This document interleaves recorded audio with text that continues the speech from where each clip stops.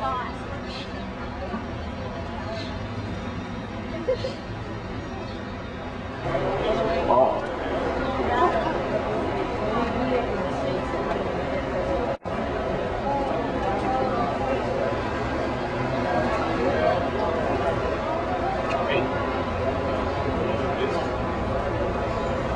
What are the numbers for you?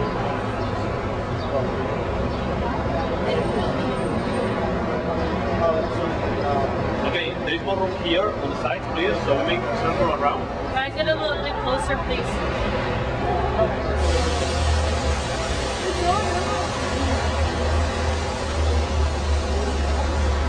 Alright, so look, this is the side entrance of the church, and as we said, it's a new side entrance. It's not the oldest part of the church, as we will see later.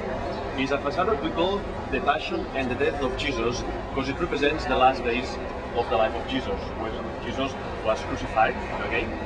And the facade here was started in the 50s, many years after the death of Gaudí. The towers were completed in the 70s, and then in the 80s, when the facade was ready, the local sculptor Josep Maria Subirachs started to do the statues that you can see here, okay? Statues that Gaudí, the architect, had designed in a piece of paper. Because remember that Gaudí was just that he denied to be a friend of Jesus. He denied it for 3 times to be a friend of Jesus. So that's called the denial of Jesus, okay? Then, look at the last group in the lowest part to the right. It represents the judgment of the Roman governor Pontius Pilate, okay? Thinking like this, what to do with the life of Jesus, to save him, to kill him. They finally decided to crucify Jesus. Jesus had to carry his own cross to the mountain where he was crucified, the Golgotha mountain in Hebrew. Okay, you can see the statue there. It's Jesus carrying the cross. But look at the statue on the first floor. It's a lady. It's the statue of a lady with no face. She was called Veronica. Veronica was one of the ladies, one of the people who was watching how Jesus was carrying the cross. And Jesus was so wet, okay, that she put a handkerchief in the face of Jesus, and miraculously, the face of Jesus, a picture of the face of Jesus.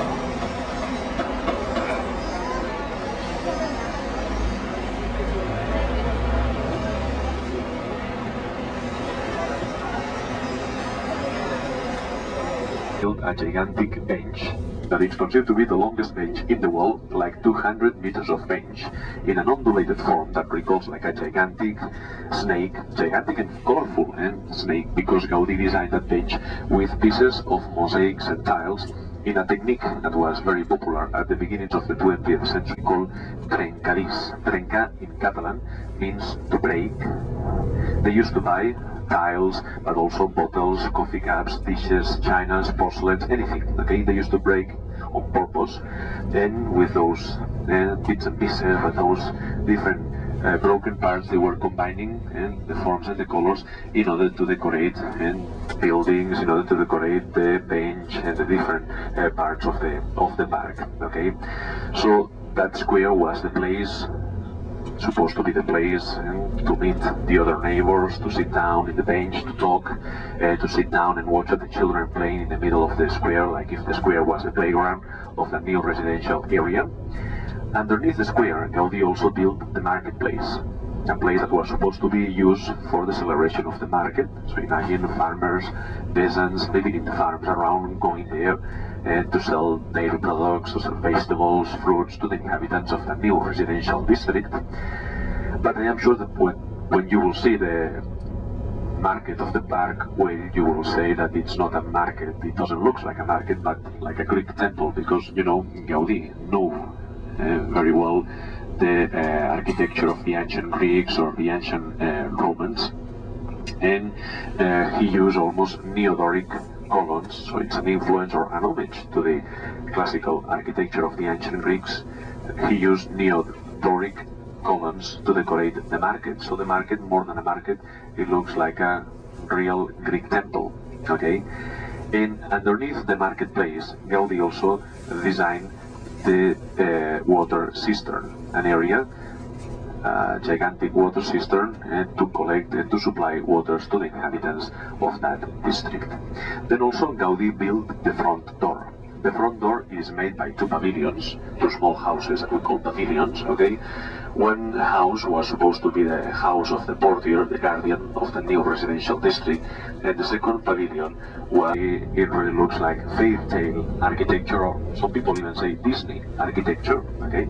But despite those beautiful elements, and despite the architecture of Gaudí and the genius of Gaudí, from the economical point of view, that project was a disaster, because from the 60 houses they planned to build, they just sold 2 houses. Okay, and you know why? You know why the wealthy Barcelonians, the bourgeoisie of our city, didn't like the project at that time, beginnings of the 20th century? They found it too far away from the city center. It was 10 kilometers out of the city. Okay, it was a real journey, and to go from the city center to the park. So imagine how were the transportation, the communications at that time, in the architecture of Gaudí and the nature around. They did also a lot of works of gardening in the area, and planting the different trees and flowers and bushes in the area, and combining those trees and flowers with the architecture, always organic forms of the architecture of Gaudí. Okay, so we are going to have a short guided tour in the streets of the Parkway, and don't forget the camera on the next stop. And when we will finish the visit of the park, and we'll come back here to the bus, and with the bus we will go.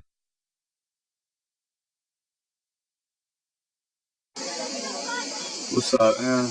Here in France, the first day in France, and this is day 8 right now, and I know I haven't gotten a lot of video, but this camera hasn't been working lately, so, and right now I'm about to show you just some of my friends.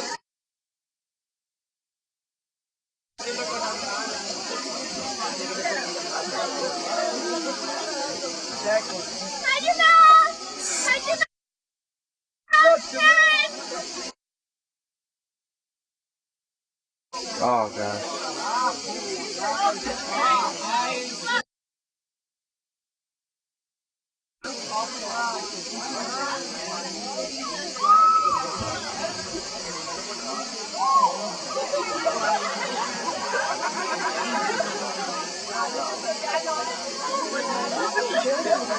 Jumping around, acting like fools.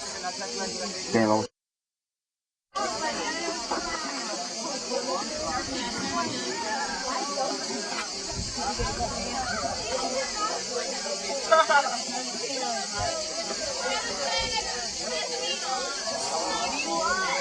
Hello.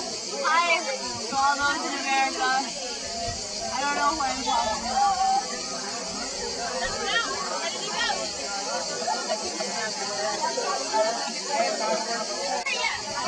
Oh my god, I got the best picture.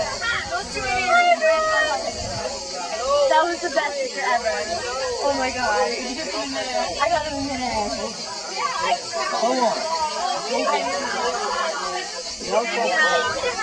Say hi to the camera. Hi, camera. No way. Ah, real. Oh my god.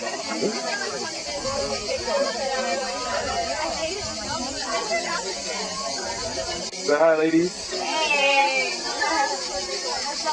It's my home videos. Ah, okay. Cool. Yeah.